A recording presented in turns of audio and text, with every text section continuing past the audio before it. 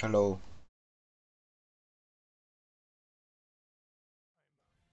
So what exactly made the Disney Hello. Renaissance era so special? It's too simple to say that it was just a series of successful movies that came out year after year. It was much more than that. I think in order to properly understand this question, we need to understand the circumstances that led up to this era. After all, Renaissance literally means rebirth, and in order for there to be a renewal of something, there has to be a low point, a period that doesn't equal to the original. Disney's low point was a time where they had lost connection with their roots, a time where the movies they made weren't on par with the standards set by Walt Disney himself. And this period is known in Disney history as the Dark Age. Or the Bronze Age for anyone who's less morbid. The Dark Age era was from the years 1961 to 1988. Now I can already hear some of the comments. The Dark Ages didn't start in 1961, they started in 1966 with the death of Walt Disney. Now that's a good point, and you'll find tons of articles and posts online saying that same thing, and it makes sense. When you lose the presence of such a legendary creator, it's going to make some sort of impact. But I believe that the Dark Age did not begin with the death of Walt Disney, because for me, this era shouldn't be defined by the absence of its brilliant founder. It should be defined by the source of its work and the quality of its animation. Walt's death still made a huge impact on Disney's future, but after further research I learned that the decline in Disney animation, which outlined the Dark Ages, started in 1961, with a decision made by Walt Disney himself towards the end of his career. Though he became famous because of his accomplishments in animation, most notably in Mickey Mouse and Snow White and the Seven Dwarfs, later in his life Walt Disney spent a lot more time and effort in other things, such as television, live-action movies, and especially his Disney parks. So when Sleeping Beauty underperformed at the box office in 1959, Walt was faced with a dilemma. Because the losses were so devastating, he had to consider shutting down the studio's animation division, because making these features just became too expensive to create. But then a new technology was discovered that promised to reduce production costs and boost profits, and that technology was called xerography. This invention allowed Disney to move away from the time-consuming practice of tracing the artist's drawings and painting and inking by hand, frame by frame on acetate cells. This process of traditional animation took a lot of manpower and a lot of time. Xerography allowed the animator's drawings to be copied directly onto the cell, allowing the cost of production to be more sustainable, and therefore allowing animation to continue at the Disney studio. Now I have mixed feelings about xerography, because a part of me does recognize that without it, Disney animated movies might have ended with Sleeping Beauty, but I also recognize that because of it, the quality of the animation was compromised. The first Disney movie to use xerography was 101 Dalmatians in 1961, and for me, this was when the Dark Age began. I don't care that it was a box office smash. I don't care that to this day, when adjusted to inflation, it is still one of the most profitable Disney animated movies of all time. I don't care because xerography compromised the quality of the animation. And deciding to do that showed me that Disney was no longer concerned in expanding the animation industry as they did in their Golden Age and Silver Age, and were more concerned about making a profit. And in my opinion, this was the main cause for the recession in the 1970s and 80s. But because of the financial success of 101 Dalmatians, Disney would continue to produce animated movies using the new Xerox technology, and did so for the next 28 years, thus establishing the framework for Disney's Dark Age. It was during this era that Disney struggled to maintain its trademark magic. The movies they made just lacked the wonder and awe they were once synonymous with, and because of this, the company experienced more problems that would further contribute to their Dark Age slump. In 1979, one of Disney's lead animators was so disappointed in the direction the studio had gone that he left to create his own animated movies, and his name was Don Bluth. If you don't know who Don Bluth is, you probably actually do. This man was responsible for classics such as The Secret of NIMH, An American Tail, and The Land Before Time. Don Bluth left Disney because he felt like they let him down.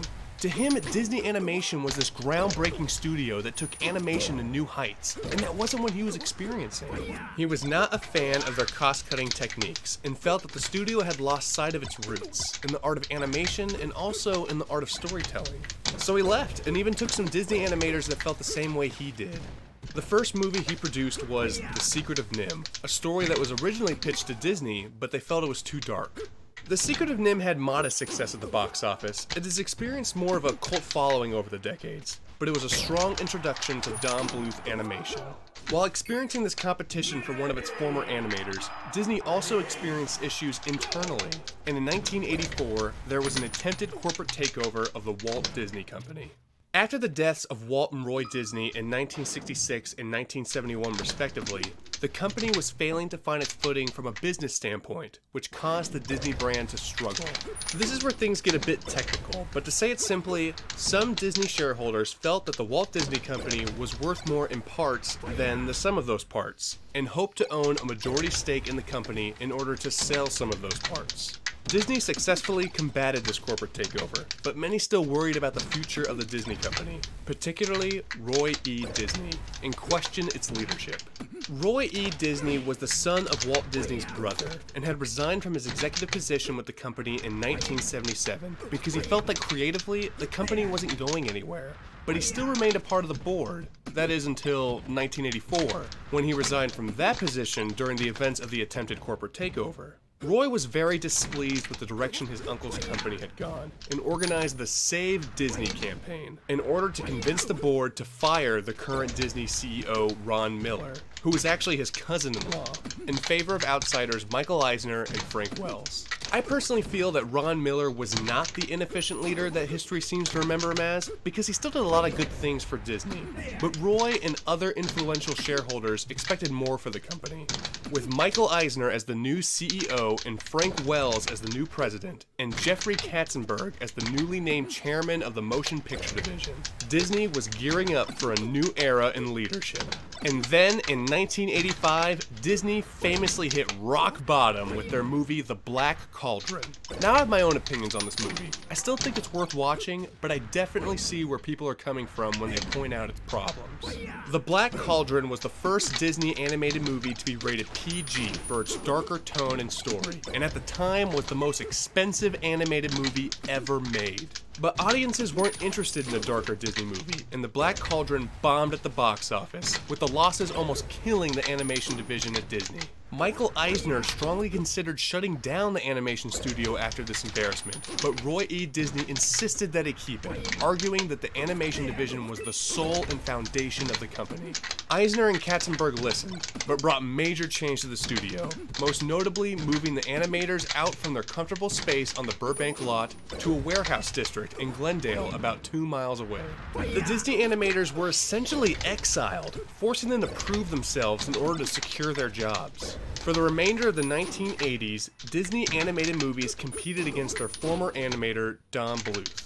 This was when Don Bluth reached the pinnacle of his commercial and artistic success. In collaboration with Steven Spielberg, Don Bluth produced An American Tail and The Land Before Time. In 1986, An American Tail outperformed Disney's The Great Mouse Detective at the box office. In 1988, critics felt The Land Before Time was superior to Disney's Oliver & Company, showing to the whole world that Don Bluth was a talent to be reckoned with. I truly believe that the aftermath of the departure and success of Don Bluth and the executive shakeup that brought on Eisner, Wells, and Katzenberg played pivotal roles in the formation of the Disney Renaissance. Disney needed competition. Disney needed new leadership in order to rediscover its magic and lay down the groundwork for a future revival. And by the end of the Dark Ages in 1988, Disney was finally in position to emerge out of its slump and transition into something incredible. If you like this video, then be sure to hit that subscribe button. On this channel, you'll find video essays and editorials on things that I'm passionate about, such as movies, television, and animation. So be sure to subscribe to see more of this content. If you enjoyed this video, then you should check out my last video essay where I discuss how I believe the live-action Beauty and the Beast builds upon the Disney revival era. So yeah, thanks for watching, and as always, I'll see you guys in the next video.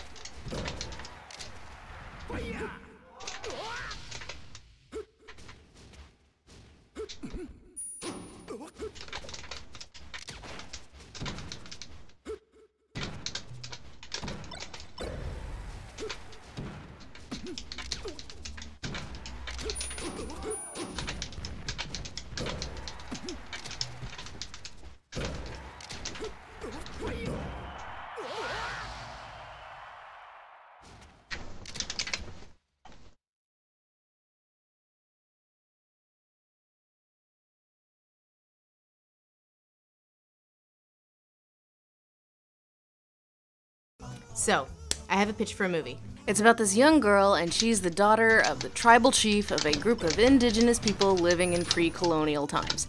And she's about to come of age, and her dad is like, "Time to come of age, honey. You need to do the thing and take your place in the leaderarchy." It suits you. And she's like, "I'm not too keen on your particular vision for me, Dad." She likes water. It's like a metaphor for freedom, and she's like, "Hey, water, is there something more for me out there?" And then she sings a song about the water.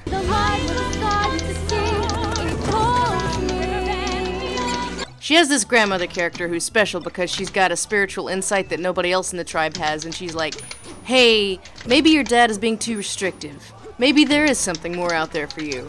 But then a conflict comes from over the sea, and Grandma's like, "Well, you know what? Hey, maybe that's your destiny, and you need to go meet it." And our heroine is like, "Okay, yeah, that sounds legit." Turns out she has this treasure-obsessed antagonist who's really obsessed with being shiny. So she gets in a boat and goes out to meet her destiny. And after some trials and tribulations and hanging out with some guy who is pretty disrespectful to her, TBH, she kind of f***s up by way of overestimating her own abilities and nearly gets the guy she's palling around with killed. And then she's like, "You know what? Maybe I can't do it. Maybe I can't fix the conflict."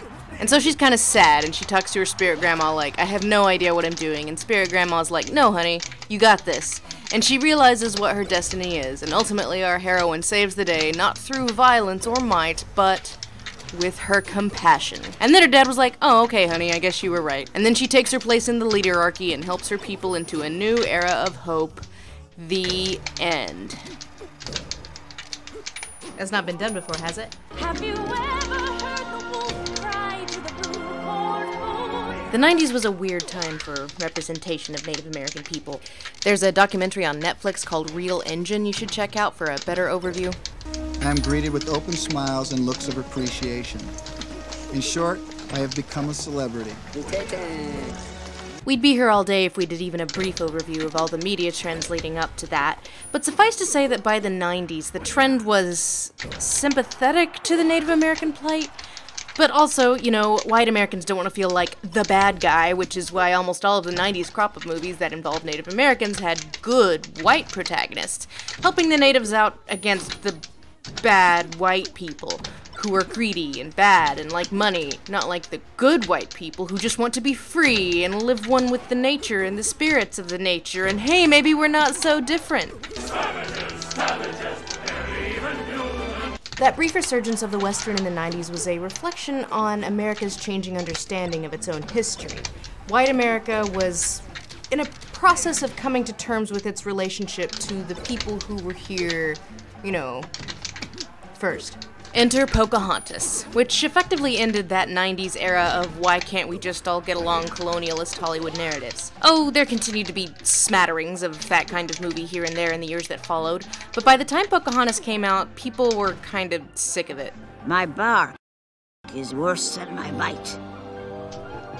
Disney was expecting Pocahontas to be the smash hit that would break through the glass ceiling cracked by Beauty and the Beast. That Best Picture Oscar glass ceiling, because Best Animated Picture was not a thing yet. Inside of the Disney studio, the faith the filmmakers had in Pocahontas caused minor chaos, with animators begging to jump ship off of The Lion King in favor of Pocahontas, which was widely considered within the studio to be the superior of the two. The more legit and artistic, see? So Michael Eisner and Jeffrey Katzenberg, who were CEO and studio head respectively at the time, were somewhat surprised that the reaction to the film was mostly indifference, disappointment, and harsh criticism from Native American groups who were annoyed at basically every aspect of the film. And it's easy to see where that criticism comes from. Pocahontas is basically peak 90s neoliberalism. It has all of the required merchandisable Disney things. God, she's beautiful! She's so tall, and her hair's so long!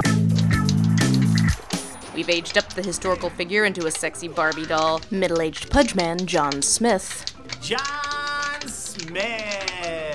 has been chiseled into a golden-haired Adonis voiced by Mel Gibson, and it plays into basically every Native American stereotype that even by the 90s had reached parody levels. This movie is so parodic in levels of Disney-ness, I'm surprised Miko didn't have, like, a cute snarky one-liner that they then printed on millions of shirts that went on to fill millions of cubic landfill feet. The subject of the Disney company and its portrayal of indigenous peoples in service of the Disney brand is massive, so I'm going to have to omit a lot of stuff in the service of streamlining this thing, so I apologize for that. I'm gonna have to leave a lot of stuff out. I should probably also mention that talking about issues of indigenous people as an American is somewhat fraught, because Americans are kind of obsessed with this idea of blood quantums, especially since that is actually how a lot of tribes determine tribal membership. And a lot of white people have this tendency to claim some obscure Native American ancestry like it makes them an expert, or it makes whatever they say or do regarding Native American representation totes okay. I can remember my grandparents, talking about how, we had some degree of Indian blood, and it was, for me, a point of pride. You don't even know what tribe you're supposed to be descended from. I'm not trying to qualify anything I say, except as a student of media studies. I am just one well-meaning idiot trying to contextualize Disney's portrayal of indigenous people and how that has changed over the years. Eisner and Katzenberg thought they were ushering in a new era of artistic credibility. Instead, the film feels more like a mistake. But now in the era of Moana, much as I still think Pocahontas, well, sucks. I've never been popular. I like you. My feelings on the film and its place in the discourse have softened a bit. Pocahontas was, in many ways, a mistake. In the same way that Song of the South was a mistake. I think history will only look more and more unkindly upon Disney's Pocahontas. But a mistake need not necessarily be a bad thing. As a wise megamind once said, there's a benefit to losing. You get to learn from your mistakes. So the question is, with this little stealth remake they've done with Moana, has Disney learned from the mistakes of Pocahontas?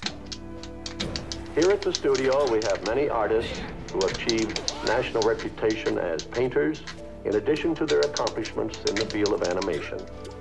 These men know the value of Hen Ride's advice to be yourself. In 1962, during a screening in his home in the hills of Los Feliz, Walt Disney watched Robert Mulligan's To Kill a Mockingbird starring Gregory Peck. In the name of God, do your duty. After the film was over, Disney lamented to his family, "That's the kind of film I wish I could make." Disney had so successfully solidified his brand that he had branded himself right into a corner with fun, lighthearted family fare, and because of that, he could not make the kinds of movies that were revolutionizing the film industry. Disney was experiencing a creative stemming, at least on the movie side of things, that would follow him until his death a few years later. The Walt Disney Studio is the only major movie studio that has a specific brand attached to the sort of movies it puts out, and with that brand is a certain set of expectations. This problem was especially obvious with several of the Renaissance-era Disney movies. There was a desire to expand and tell more complex narratives, but the studio was still really constrained by that Disney brand. The Hunchback of Notre Dame is the best example of this. Like fire, hellfire, and as I ring these bells tonight, God have mercy on me. I'm losing to a bird. For the wine and cut the cheese. But Pocahontas is up there too. Here's what you get when races are diverse. They're not like you and me, which means they must be evil. The filmmakers originally envisioned a more, shall we say, historically rooted film. But the studio head Jeffrey Katzenberg pushed it to what he considered to be more commercial. Pocahontas was originally closer in age to the historical Pocahontas. It was even kicked around for a while that the Powhatan characters, yes, would speak entirely in native Powhatan, and Pocahontas would have to go through the process of learning English. Malik style, baby. But in the end, most of the decisions that dragged the movie down into mediocrity were born out of Katzenberg's desire to force a Best Picture contender like Beauty and the Beast. Pocahontas was aged up, and it was turned into a Romeo and Juliet-inspired love story, with the language barrier being transversed via listening with one's heart. Then there's Pocahontas' design, a trope as old as the hills. By the time Pocahontas came out, the only other Disney princess arguably as sexualized as Pocahontas was Princess Jasmine, and the year after that, Esmeralda. Look at that disgusting display. Yes, sir. Funny that. Well, how do you do? According to an interview with Glenn Keane from 1995, we are doing a mature love story here, and we have to draw her as such. She has to be sexy. This is a Disney version. This is not a documentary. This may seem, harmless, but these media trends mirror very real problems in the real world to this day. Even now, Native American women are twice the national average in reported rapes and sexual assault, and those are just the ones that get reported. Media trends of sexualizing indigenous women do not exist in a bubble. But the worst hangover I get from Pocahontas is how it reinforces this comfortable lie that white Americans are fed from birth. That things were a little tense at first, but ultimately the whites and the natives got along and everything was fine. Like seriously, the movie both sides is the whole issue. Yeah, the English had guns and smallpox and decades of driving the natives off their lands, but the Powhatans were jerks too, you guys. Killers at the core. They're different from us, which means they can't be trusted. Wait. The Indians calling the Europeans savages? Mind blown. The studio purported a desire to honor Native Americans, and I'm sure there is some truth to that. But at the end of the day, the film just kind of reinforces this myth of the founding of the country that we are force-fed from birth, like a goose being fed for pâté. But not everyone reads it like that. According to Russell Means, this film is the finest feature film ever done about American Indians in the history of Hollywood. It's so revolutionary, it shocked me when they showed it to me. The first thing that shocked me was the truth. The Eurocentric males are admitting why they came here, to kill Indians and to rob and pillage. That's never been done before. This is also the first time, other than on Northern Exposure, that a human face has been put on an Indian female. Here is this young woman who is wiser than her father or any man in the village, and she causes peace to reign. It's beautiful. Without going too deeply into it, let's just say that Russell Means is somewhat controversial in the activism world. Russell Means was the actor who played Pocahontas' father in the film. He was also a Lakota Sioux activist for Native American rights and a leader of the American Indian movement in the 1970s, helping to organize the standoff at Wounded Knee in 1973. According to the LA Times, Russell Means brought instant legitimacy and authenticity to Pocahontas. "I haven't abandoned the movement for Hollywood," said Means. "I've just added Hollywood to the movement." The entertainment world is a powerful venue for revolution, particularly now that there are 500 channels on the horizon and the global market is so big. Many of Means' former activist colleagues did not agree with his interpretation on the media, or that he was helping to champion the causes he purported to champion by the media he was participating in. But my point here is that the legacy of Pocahontas is more complicated than thing good or thing bad. So, cultural appropriation. R.I.P. comment section.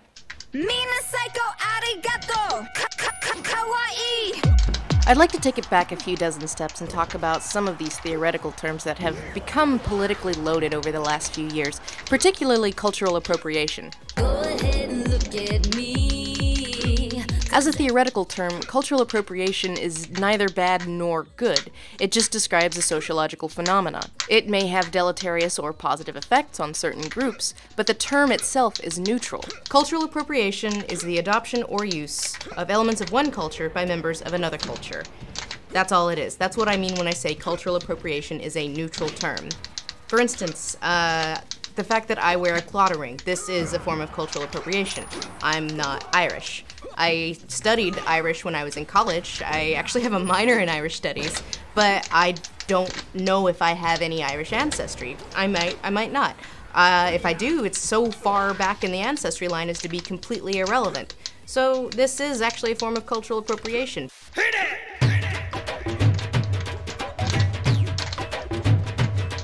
If you happen to be American and want a more subjective understanding of what cultural appropriation in movies even is, one of my favorite examples is from a 2003 Bollywood movie called Gal Ho Na Ho. I'm crazy about you, pretty woman. This movie takes place in New York. This was filmed in Toronto.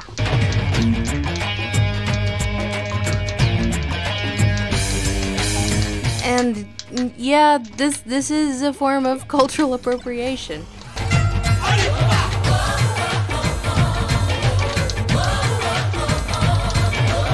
I like to use this example because unless you're super into anime, most Americans haven't experienced media that has American culture on the other end of cultural appropriation. Americans are so used to being the dominant producers of media that we aren't accustomed to seeing what it's like to be portrayed by a culture that does not care if their product sells in American markets. The fact that cultural appropriation is, in theory, a neutral term leads to a lot of false equivalencies, i.e., why is this form of cultural appropriation okay, but Gwen Stefani dressing as a sexy warrior is not okay? Well, it's a complex issue, and there is a lot of intersection over race and class and gender, but here is a general rule of thumb. If it is a culture that was historically exploited by colonialism, appropriating a historically colonizing culture, no harm, no foul. No one gets mad at Mexico for appropriating elements of German culture. Unless you happen to live in LA and that's all that's on the radio.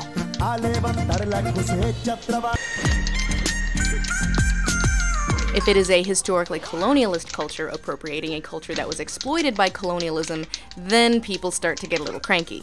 Obviously, there are intersections and complexities, but for simplicity's sake, I'll leave it there for now.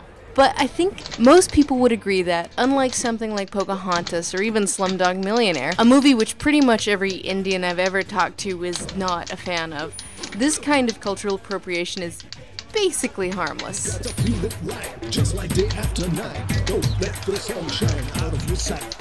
This is what I mean by cultural appropriation being a neutral term. Not all cultural appropriation is created equal. So I think the real question people want the answer to is where the line is between positive examples of representation and harmful cultural appropriation. And that's the problem. There isn't really a line.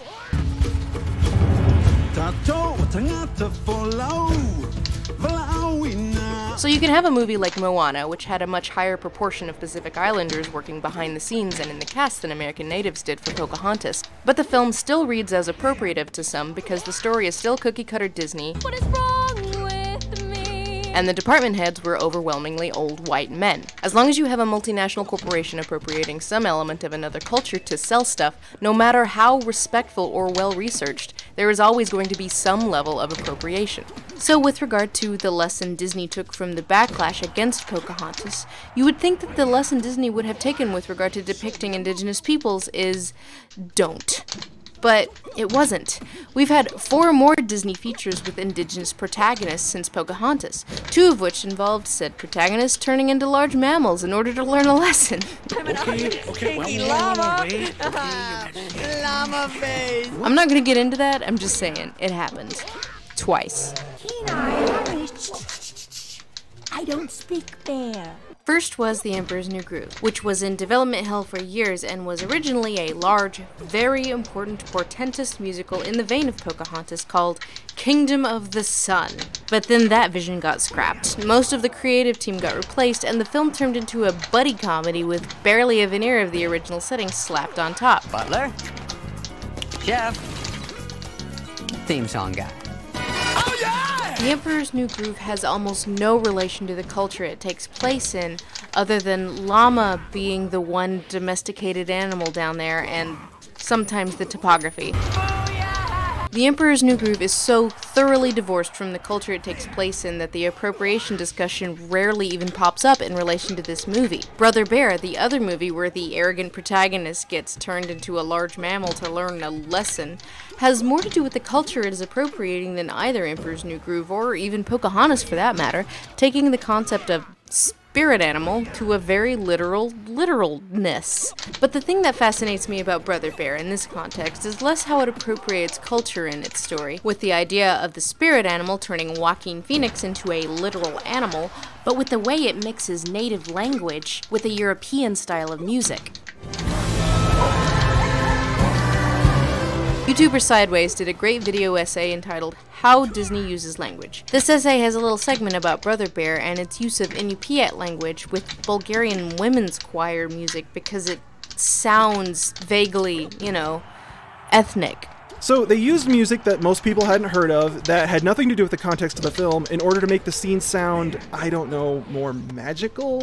Point here being that Brother Bear kind of took a step back and got away with it because most people couldn't tell the difference between a Bulgarian women's choir and Inupiat music. Both are presumed to sound equally alien. So even though Brother Bear uses Bulgarian music to try and convey an Alaskan sound, which, alright, they were actually on the right track by using the native language. Part of the reason Brother Bear was a huge step back is because there was a lot of chaos going on at the Disney company at the time, with Roy Disney basically staging a coup against Michael Eisner from the outside of the company. So the result was that the last few gasps of traditional animation in the mid-2000s were just kind of lazy and careless. But if we really want to take a look at the way Disney portrays Indigenous people, especially Indigenous women, the real shift isn't Moana, it's Nani from 2002's Lilo and Stitch. Hey! Watch where you're going! Pocahontas is hypersexualized, she moves animalistically, falls in love with the first white guy she sees, talks to the animals and communes with the spirits of things like rocks and trees. Nani is a complete departure from that. She isn't sexually available to white men, she's not even sexually available at all, not really. She has one guy who's interested in her, but she can't return that interest because she doesn't have that luxury, because she has to take care of her sister. You're not doing anything this... David, I told you, I can't. I got a lot to deal with right now. The most exoticized thing that Nani wears is for when she's working for a literal tourist trap. But Nani is not divorced from her culture either. In one of the most emotionally powerful moments in the film, the night before Lilo is set to be taken away from Nani by social services, Nani sings to her Aloha Oi. Aloha Oi, Aloha Oi. Aloha Oi was written by Queen Liliuokalani, the last monarch of the Kingdom of Hawaii. It translates to farewell to thee and became a symbol for lost country after the forced annexation of Hawaii into the United States. And this isn't the only reference to Liliuokalani in the film. The song at the opening invokes her as well, in the Hawaiian language.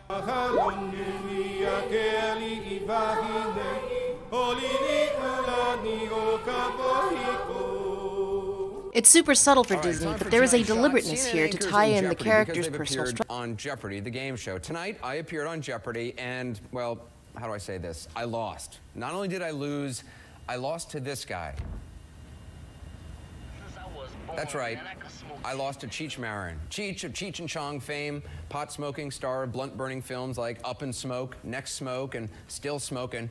He not only beat me, he crushed me. Now, before I show you how badly I did tonight on Jeopardy, let me just mention, in my own defense, that I actually won Jeopardy the first time around I went on it. Here is me in my Jeopardy prime. Anderson, who's Maria Callas? Correct. What is Germany? West Germany, correct. Who is Archie Bunker? He's the one. Canada is right. That's it. That's it. Yes, indeed. You're the leader and the winner today, and that means your charity, Anderson Cooper, gets 50,000. Okay, so I beat Maria Bartiromo and I beat Quasi Infame, for the record. So I was pretty confident going to this tournament, but this was actually a tournament of people who had already won on Jeopardy, and so it was all people who knew how to play the game. Now, I must admit, I was even more confident when I heard I was up against Cheech Marin. I admit, I thought his reflexes would be slow, not to mention his synapses, perhaps, but I was so very, very wrong. This guy, as Conan the Barbarian on What's Best in Life, to crush your enemies and to hear the lamentation of their women. Cheech. Who is Arnold Schwarzenegger? Yes. Cheech again. Who is Al Pacino? Right. Cheech. What is Pillow Talk? Right. Cheech. What is Never Neverland? Yes. Cheech. What is Camelot? Yes. Cheech. What is a baster? Yes. You're the winner today. Your charity will get $50,000, and Aisha and Anderson's charity $25,000 each. So I admit it, I lost to Cheech Marin. I tied for second with comedian Aisha Taylor, who is also a great player. And joining us now is the two-time Jeopardy champion, the man who crushed me, Cheech Marin. Cheech, congratulations.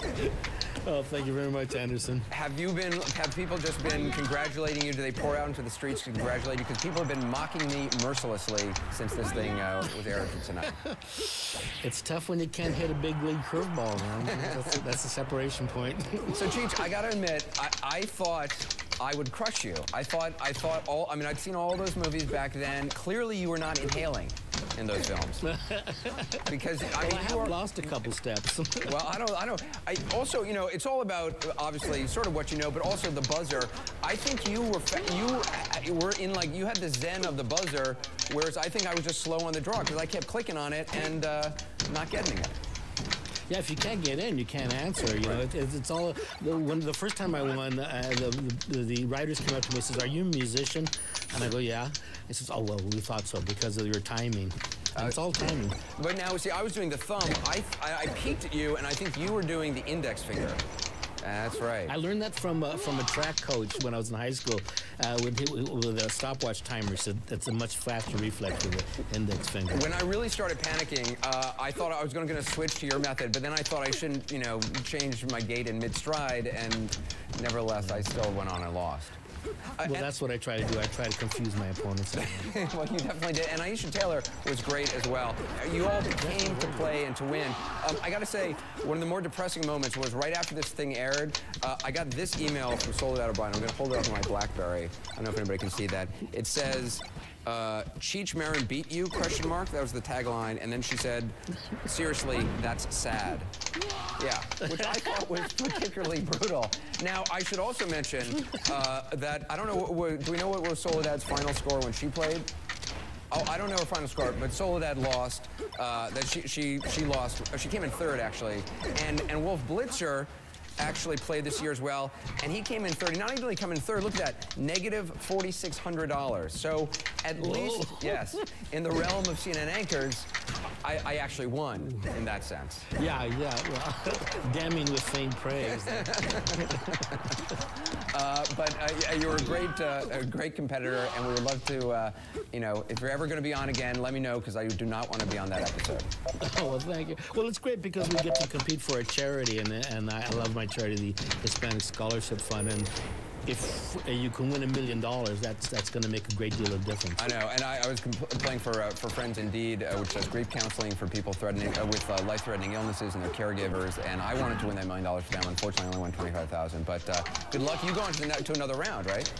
Yeah, we do. You're it's still in coming up pretty soon, too. All right, well, I'll be rooting for you. Thank you very much, Chief.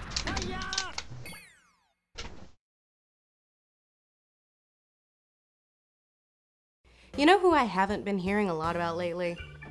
Hillary Clinton. So, I, for some reason, felt compelled to go back through the last 25-odd years or so of pop culture Hillarys. Don't talk for 1 second. And go. I hate her so much.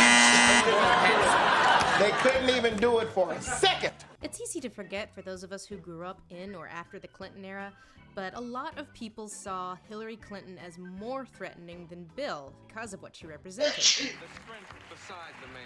Not behind anymore, but beside. It was unprecedented, for instance, for a first lady to identify herself as a career gal. Like, stuff like this. I suppose I could have stayed home and baked cookies and had tea, but what I decided to do was to fulfill my profession, which Shots fired. But it wasn't just that. The Clintons pitched themselves almost as like a 2-for-1 deal. That wasn't something dreamed up by the media, although they did focus on it. If Bill were ever incapacitated, I would assume the presidency. And full concession, a full half of this-ish will be more or less the history of Hillary on SNL. But that in and of itself is an interesting history worthy of discussion. All right, let it go. Go ahead, don't vote for him. I'll be fine. I have a job. I'm a lawyer. Jan Hooks was the first SNL Hillary, despite having left the main cast by the time Clinton took office. She played Hillary up until Janeane Garofalo took over very briefly in the mid-90s. One of the earlier sketches positions Hillary as the popular one, where Bill isn't as well liked. Could you say that Somalia and Haiti were your idea? It would really help a ton. Everyone loves you. How times change, and a James Carville, played by John Malkovich, tries to get her to run against Bill in 1996. Hillary, I'll see you in 96 minutes. Although this sketch does end with surprising sincerity. Yes, there was a time, albeit brief, where the Clintons were depicted as being in a loving marriage. I love you. And I love you. Hey, good looking. Want to go check out the Lincoln bedroom? That didn't last too long. The early Clinton years was where we started to see over-ambitious, power-hungry Hillary. Able to get together. I happen to be the co-president of the United States. Difficulties with her push for healthcare reform eventually had SNL framing her as being in over her head. How's that health reform plan coming along? Well, it's difficult to I thought so. You don't have a clue. And we even have Bob Dole putting Hillary in her place. So why don't you run along and whip up a batch of chocolate chip, oatmeal, raisin, macaroons, marshmallow treats, or whatever you make, and keep your nose out of things you know nothing about.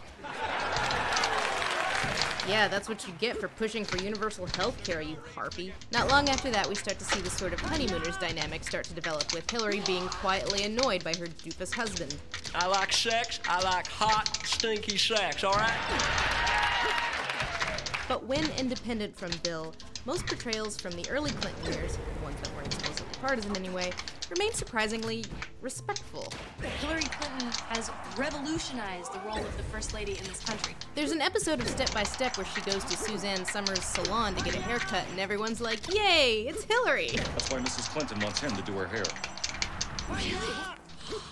That's fantastic! In an episode of Roseanne, she shows up to thank Roseanne for defeating a bunch of terrorists. It takes a village to raise a child, but just one tough cookie like you to whip a bunch of terrorists. Hot damn, this show got squirrely. Well, evidently we've landed on a world where women are in authority and men are relegated to a second-class status. There's also an episode of Sliders where the world they slide into is a female-dominated dystopia. Of course I mean Clinton.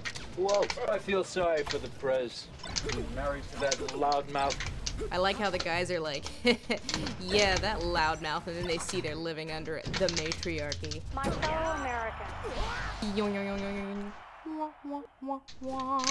I speak to you tonight from the White House. Wait a minute, if we're living under the matriarchy, why did she take Bill's name?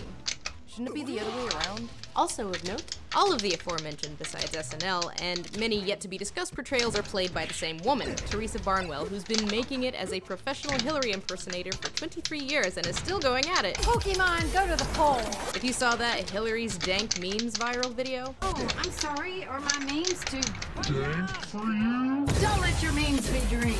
Yep, that's her. She even has a lock on the domain, HillaryClintonImpersonator.com, which has lovely site design, by the way. So we could probably guess who she's rooting for in 2016. She can keep working. Around the end of Clinton's first term, the joke starts to become that Hillary is the real power behind the throne, and Bill is kind of a puppet. But the ones in charge are plain to see. Clinton, Bill, and Hillary. This one's relevant because this is the original line. But the one in charge is plain to see. It's Clinton, first name Hillary. And all evidence appears to have been erased, but I swear it was Hillary alone in the chair who swivels around in the original version. And that's why there's a chair swivel, because the joke doesn't really work with Bill in the chair. It's not like a reveal. We know Bill's president. But unless some prescient, enterprising young soul taped it back in the 90s and still has the VHS, that bit with Hillary in the chair is probably lost to the sands of time. So just take my word for it. We saw this joke again in Pinky and the Brain. In one episode, Bill is entering his 377th term as president, and we're about to go to war with Canada. You think you can mess with the commander-in-chief like that? I'll show you who's boss. Excuse me, Hillary. We've got a situation here. I'm on it, Bill. In another episode, they have an almost Fred and Wilma dynamic. We've got to host a conference to stop this dumbing down of America. Hillary wants to combat the increasing dumbing down of America, and Bill is... Worst of all, people actually think Pauly Shore is funny. Bye, don't rock my world. Hey, buddy. The dumbest Rhodes Scholar. But it turns out that a Macarena parody called the Schmitzgehöven is what's making everyone dumber. You think Pauly Shore is funny? Doesn't everyone? Buddy. Wow, this show's really had it in for Pauly Shore. She's there again in an episode of Freakazoid, acting basically as co-president. Do you come in peace or war? And she also has like a weird Jack Nicholson Joker face that I'm not sure is intentional, so I'm not really gonna read into that. But then came the Lewinsky era. I did the world. I did the world. Now all bets were off. It was open season on the Clintons. A White House filled with sleaze, the Clinton family. Most Hillarys of this era begin and end with being coldly annoyed with Bill, either openly, or secretly not so secretly. Good luck, Snickums.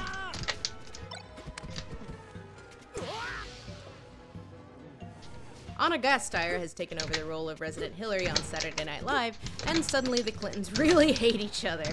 Start yapping, you she-witch.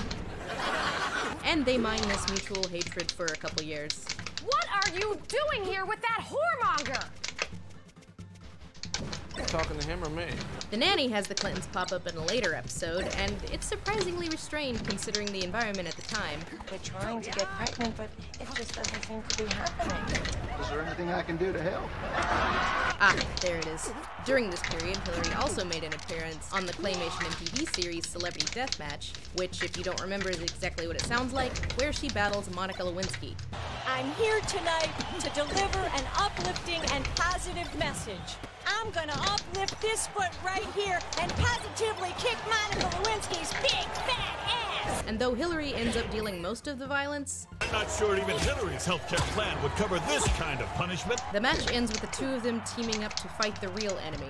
This is gonna get really messy.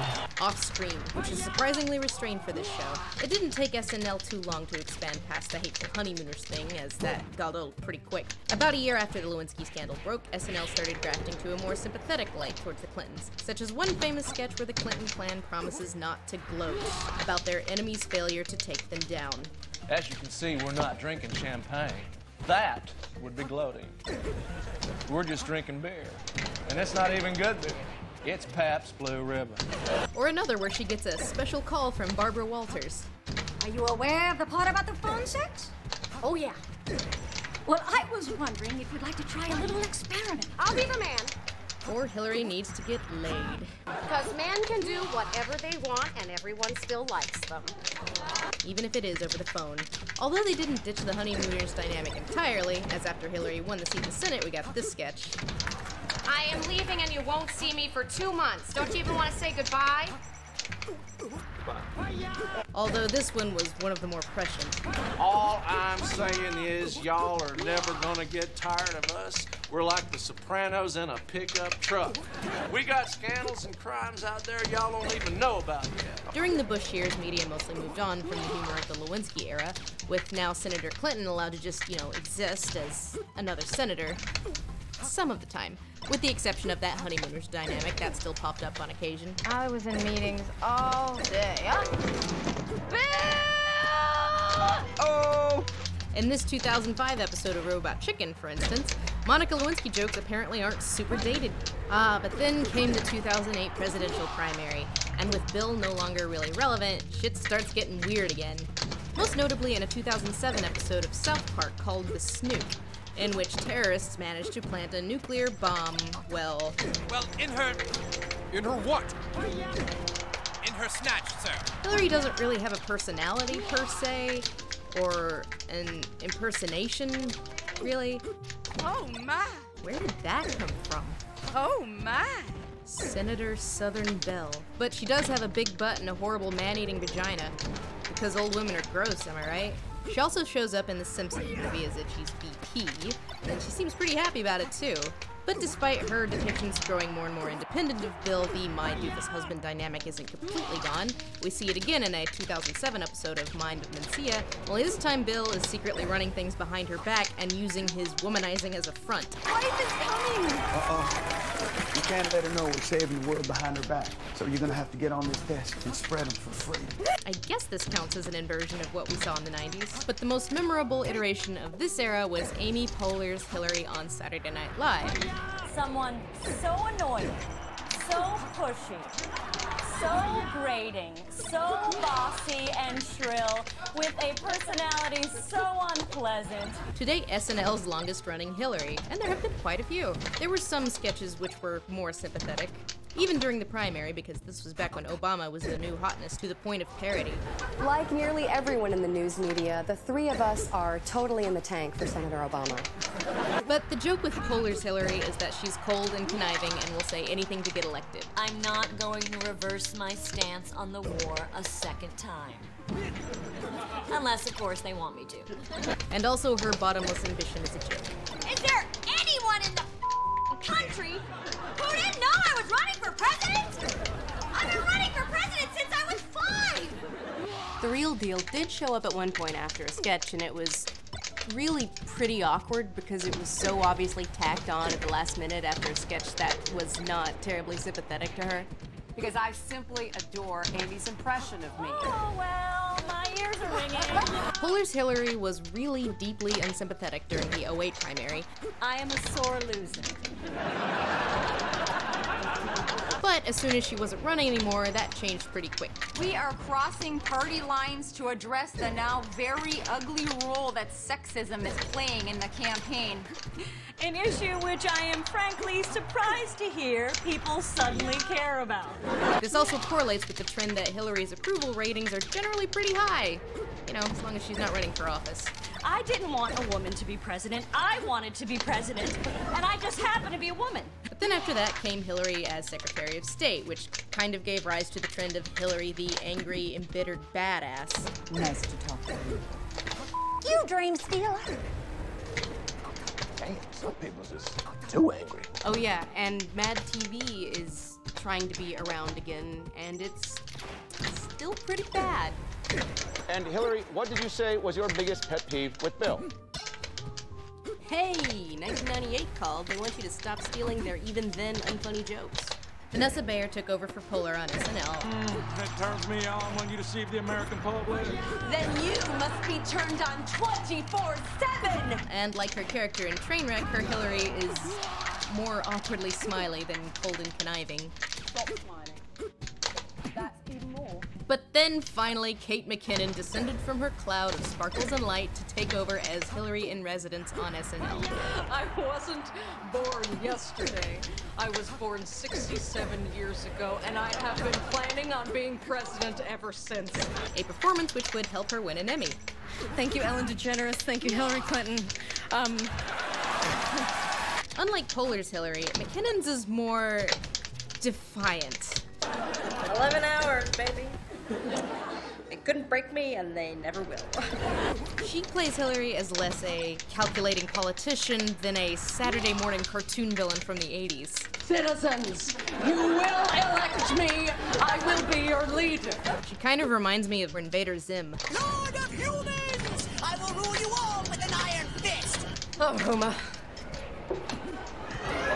Why won't the people just let me lead? Maybe that's why she's my favorite of the SNL Hillarys. I will destroy him, and I will mount his hair in the Oval Office! Hillary came back again, but this time it was actually charming instead of awkward because it wasn't a tacked on puff piece, but an actually written out sketch. You are really easy to talk to, Bill. Oh, thanks. You know, that's the first time I've ever heard that. That, albeit lovingly, dares to call her out on her record. It really is great how long you've supported your gay marriage. Yes. I could have supported it sooner. Well, you did it pretty soon. Could have been sooner. Kate McKinnon, best Hillary, long may she reign. Because I've got clowns to the left of me, jokers to the right, and here you are stuck in the middle with me! There's no consistency with Hillary's imitators. Look at someone like Bill Clinton, or George W. Bush, or Barack Obama, or Sarah Palin. It just goes to show that anyone can be president. Anyone. Anyone. There's an attempt to capture their inflection. Not so with Hillary. Even career imitator Teresa Barnwell doesn't really capture her affect or manner of speaking. Anna Gasteyer waffled between actual impression. The new Hillary is motherly and warm. And generic angry woman, but was more often the latter. Kate McKinnon's was more of an impression at first before it eventually evolved into the cartoon villain Hillary. A relatable woman on a couch. Hello! In a discussion on celebrity impressions back in the 90s, Dana Carvey once said that by the end of his tenure in SNL, his George Bush impression had basically turned into an impression of the original impression. 400,000 brave Americans await my order to annihilate Iraq. And you see that in the Hillarys, especially Poehler's and McKinnon's. Yes, it does, my sister friend. Well, They aren't really impersonating a person, but an idea of a person. I invite the media to grow a pair. And if you can't, I will lend you mine. But what is that idea? Actually, you know what? Don't answer that.